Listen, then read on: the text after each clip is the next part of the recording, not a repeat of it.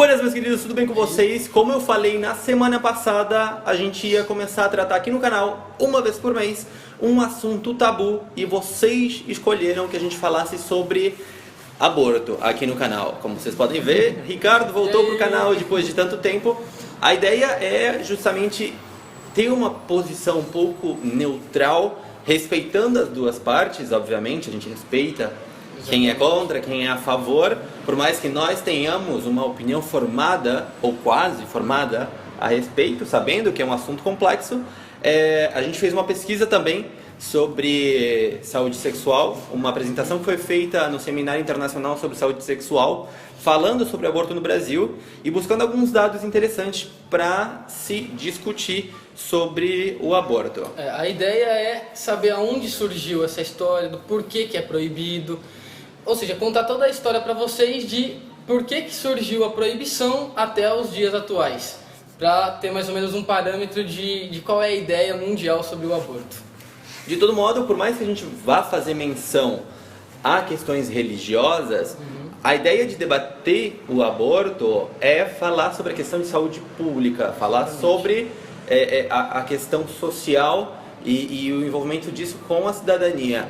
E deixar um pouquinho de lado as questões religiosas, respeitando elas, mas deixando um pouco de lado as questões religiosas.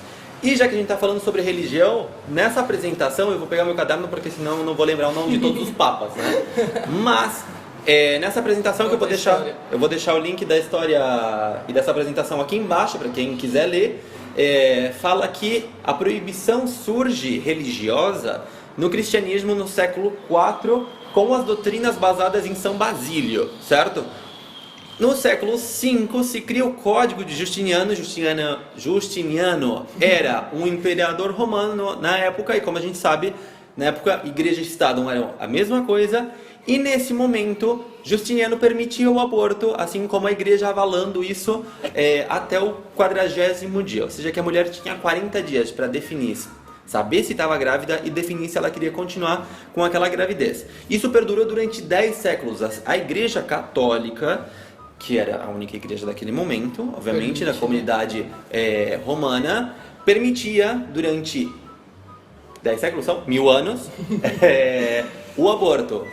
Aí o Papa Sisto V retoma as posições de São Basílio e 3 anos depois o Papa Gregório XIV revoga essa posição, permitindo o aborto de novo, que foi permitido pela Igreja Católica, ou seja, por um Papa, até 1869. Um fato bem interessante, visto e considerando que em qualquer país em que se discute o aborto, a questão religiosa está muito intrínseca nessa discussão, porque é uma questão muito de valores morais e religiosos e culturais, obviamente. Mas é para a gente entender que nesse lineamento dos últimos 2000 anos, 1500 anos, até a própria religião mudou de posição diversas vezes e mais da metade desse período de tempo, esse assunto tabu era permitido pela igreja. Obviamente por algum motivo que a gente não pesquisou. O porquê que a igreja permitiu durante 10 séculos o aborto, a interrupção da gravidez, ou como quiser chamar, certo?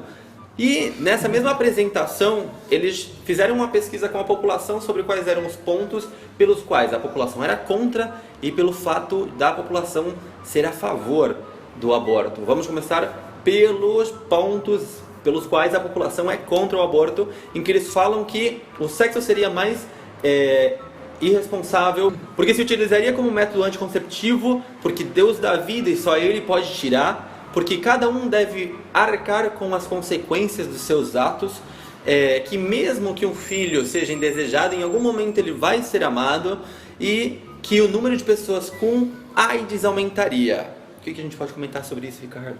Não sei, fica meio difícil de comentar quando põe Deus no meio, né? Exato, porque é como a gente falou no começo do vídeo, a gente tem que falar sobre saúde pública, né? Exatamente, a ideia é simplesmente promocionar a saúde de uma forma que não lese as pessoas, de uma forma que as pessoas tenham autonomia sobre a sua saúde e possam influir sobre elas mesmas.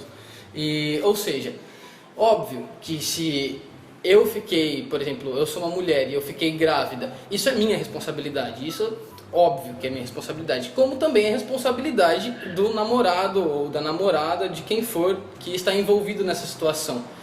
Mas quando a gente coloca a palavra Deus no meio, Deus tirou a vida, Deus pôs a vida, é uma coisa que fica muito difícil da gente argumentar sobre isso, porque a gente não quer entrar numa parte religiosa do assunto. Como eu disse, a gente quer falar sobre promoção de saúde. Exato. E ninguém, quando debate sobre o assunto, está obrigando a outra pessoa a abortar. Ninguém, pelo fato de, por exemplo, o Supremo Tribunal Federal ter permitido, legalizado, ou como quiser chamar, porque isso ainda não está na Constituição, não é uma lei, não quer dizer que você que é contra vai ser obrigado a abortar em algum momento, certo? É simplesmente gerar políticas públicas. A gente já vai entrar em certos exemplos sobre países que legalizaram. Por outro lado, algo que me chamou muito a atenção nesses pontos foi, por exemplo, o fato de que mesmo que o filho seja indesejado, ele vai ser amado em algum momento. Hoje o Brasil é um dos países da América Latina com maior índice de crianças abandonadas. São 8 milhões de órfãos no Brasil nesse momento. É muita gente. É muita gente. Ou seja, eu não tô dizendo que isso influencia ou não a definição, mas eu acho que cai por terra essa discussão, porque, né, se realmente em algum momento um filho indesejado vai ser amado... O que está acontecendo, O que está acontecendo para ter tanto abandono de criança? Né? Ou seja, são assuntos totalmente independentes um do outro, certo? Mas são pontos interessantes para ter na discussão e para saber, obviamente... E óbvio que a gente não está falando de que, porque tem órfão, a gente deve legalizar o aborto. Exato, Pelo amor de Deus, não pensa isso não tem absolutamente nada a ver. A nossa intenção é discutir sobre o assunto para levar também para vocês conhecimento sobre medidas públicas que foram tomadas em algum lugar e que estão ou não dando certo. Vamos descobrir isso mais tarde. Outro ponto que me chama muito a atenção é o ponto das pessoas falarem que o número de pessoas com HIV aumentaria. Gente, hoje em dia existe tratamento para as pessoas com HIV. A pessoa tem uma vida normal, sem problema nenhum com a sua saúde por causa disso. Ou seja, que ter tratamento também faz aumentar o número de pessoas com HIV, certo? Realmente o número de pessoas com HIV nos últimos anos aumentou, mas por falhas do sistema público de saúde... ensino de saúde e promoção de saúde. Exatamente, e do sistema educativo de tomar como que não, já passou aquela época que era importante a gente conscientizar, que foram os anos 80 e 90. Aquele boom, né? Exatamente. Então, não entendo essa... Eu lembro até que eu tava, acho que, se eu não me engano, no passado, tava eu e você para gravar um vídeo, a gente pegou um ônibus para ir lá na Sibéria. Foi esse ano ainda. Foi no ano passado. E a gente no ônibus, a gente não gravou isso para vocês, mas a gente estava discutindo essa questão sobre o HIV. E que realmente as medidas que são tomadas hoje em dia, elas facilitam muito a vida da pessoa que tem o HIV. Não é mais aquela doença de, meu Deus do céu, o HIV. Óbvio, é uma doença que realmente, quando se torna AIDS, né, no caso, fica muito difícil. Mas quando ainda é o HIV, é muito mais fácil de ser tratado e de ser controlado. Totalmente. Correto? Exato. Por isso que são importantes, as medidas públicas. Totalmente. Não só para promoção, mas também para prevenção das enfermidades. Mas é aí que é a questão do governo. Assim como é a questão do governo implementar formas de ensino e de promocionar, que não é a mesma coisa de ensino e promoção, a respeito do aborto. Entendeu? Porque, sendo ou não um tabu, isso precisa ser comentado, isso precisa ser falado para as pessoas se prevenirem e ter informação sobre a sua própria saúde. Isso é muito importante. E justamente sobre isso entram os pontos de que a população que é a favor defende a legalização da interrupção da gravidez, em que eles falam que é uma questão de saúde pública e que tem que ser debatida, que não é uma questão de impor a ninguém o fato de interromper a gravidez, mas é um assunto que sim, no dia de hoje, na verdade há muito tempo atrás, deveria estar na agenda pública de discussão, porque é uma questão muito importante de ser debatida hoje. Sendo legal ou não, as mulheres estão abortando por algum motivo. Sim. Por quê? Porque falta educação sexual integrada, porque falta educação para essas mulheres saberem sobre, não só as mulheres, obviamente, para toda a sociedade. A sociedade completa, exatamente. Saber quais são as medidas e os métodos anticonceptivos para que essas pessoas tenham acesso a esses métodos anticonceptivos. E por isso, um exemplo, o Uruguai legalizou o aborto em 2012.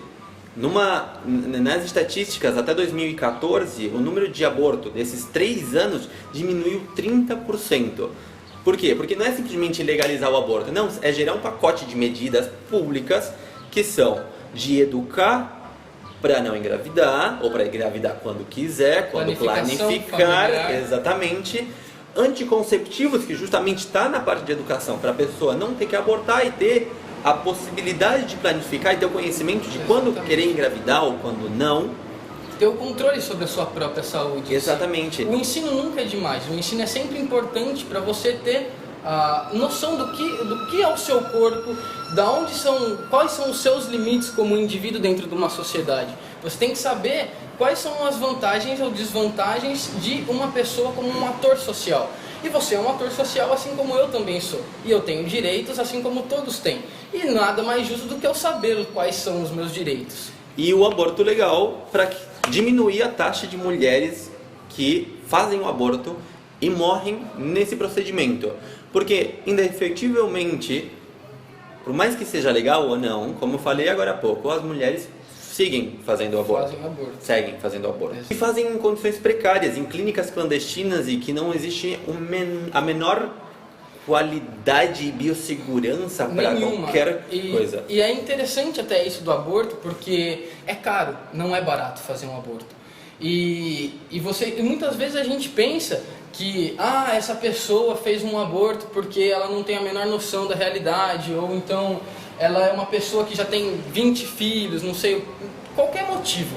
E realmente quem faz mais abortos são pessoas com uma condição financeira mais favorável, que tem dinheiro para pagar essa clínica clandestina para fazer o aborto. Ou nem só isso, também tem a população de baixa renda que faz o aborto da mesma forma, só que com condições muito mais precárias, com chás, com agulhas. Que enfiam agulhas. Exatamente. É um assunto isso que... dá muita morte por hemorragia também. Exatamente. É um assunto que hoje a sociedade precisa debater muito além da questão de se você é contra, se você é a favor, de que maneira o Estado deve atuar sobre essa questão. Exatamente. Ninguém está falando e ninguém está promocionando que o número de abortos simplesmente aumente. Tanto do Uruguai como dos Estados Unidos, que legalizou em 73 a interrupção da gravidez, ninguém nessas políticas públicas quer que esse número aumente. Simplesmente é zelar pela saúde da mãe e pela vida da mãe, e também para que essa mãe, para que toda a sociedade tenha conhecimento da sua saúde e das maneiras de manter sua saúde. De manter sua saúde e também os métodos anticonceptivos, a educação sexual. Exatamente. Repetindo o que ele tinha falado antes, que o Will tinha falado antes. Não é simplesmente, vamos liberar o aborto e todo mundo que transa vai transar sem camisinha e simplesmente eu vou abortar depois. Isso é muito desconfortável. Fazer um aborto é uma coisa muito desconfortável, não é gostoso, ninguém gosta. Eu vou transar sem camisinha e vou fazer aborto. Ninguém faz isso. Exatamente. A questão é criar todo um plano de saúde, uma planificação de saúde, para que tenha acesso à educação, acesso a anticonceptivos, acesso à planificação familiar, para que, em caso de que ocorra a gravidez e a mulher queira fazer o aborto, ter o suporte necessário, além das medidas preventivas antes. Mas aí também entra outro fator, né? No Brasil, alguns anos atrás, quando se tentou levar um plano de educação sexual integrada para toda a rede pública, se gerou a maior discussão, principalmente, e com todo respeito às pessoas religiosas, ok? Mas se gerou toda uma discussão com a população religiosa, porque nessas cartilhas que falava sobre a população trans, que falava sobre a população, toda a população LGBT, ou seja, se gerou toda uma discussão sobre isso e foi tirada a educação sexual integrada da currícula do ensino fundamental e do ensino médio. Obviamente ninguém está dizendo que o seu filho que está na 3ª série do ensino fundamental tem que saber como é o ato sexual, mas sim ele saber ter o respeito pelo próprio corpo em primeiro lugar e respeitar o corpo do amiguinho ou da amiguinha que está no mesmo curso, na mesma sala que ela. Exatamente. Isso é iniciar desde cedo com saúde sexual integrada, por mais que não pareça, isso é iniciar. a melhor hora para se aprender é quando surge a pergunta. E quando surge a pergunta, nada melhor do que a gente estar preparado como mães, como pais, como professores ou até promotores de saúde para saber o que se deve fazer e como conversar com essa pessoa, com essa criança que surgiu a dúvida na mente dela do que é sexo, do que é transar, do que é o meu corpo, do que é o... Ou não só isso, ou se ele realmente, meu amiguinho realmente pode me tocar do jeito que ele está me tocando, ou isso é errado. Sabe? Porque essas são discussões que têm que ser dadas, obviamente, que num grau de complexidade para cada idade. A gente pode até fazer um outro vídeo a respeito dessa questão de implementar esses livros de educação sexual na escola. Como a questão agora é o aborto, eu acho que a gente podia focar sobre a questão de promoção da saúde. Agora, de planilha de ensino a respeito da sexualidade, claro, tem tudo a ver. Mas acho que a gente podia fazer um vídeo específico porque tem muita conversa sobre isso. Porque realmente no Brasil foi um boom assim, enorme e gerou preconceitos de todos os ramos. Então, deixando claro que a gente não é contra a religião e a gente não está falando do papel de Deus sobre o aborto. A gente simplesmente gostaria de informar vocês sobre o que aconteceu, como foi a história da implementação do aborto e do não aborto e as medidas necessárias que se tem que tomar o governo a respeito da saúde da mulher e da saúde da família na população brasileira e mundial. Exatamente. Espero que vocês tenham gostado desse debate que a gente gerou aqui no canal. Comentem aqui embaixo a opinião de vocês sobre esse assunto. Comentem também qual é o próximo tema tabu que vocês querem que a gente trate aqui no canal. E é isso. Compartilhem, se inscrevam e tudo que eu sempre falo em todos os vídeos. A gente se vê na semana que vem. Valeu, até mais. galera. Tchau. Tchau.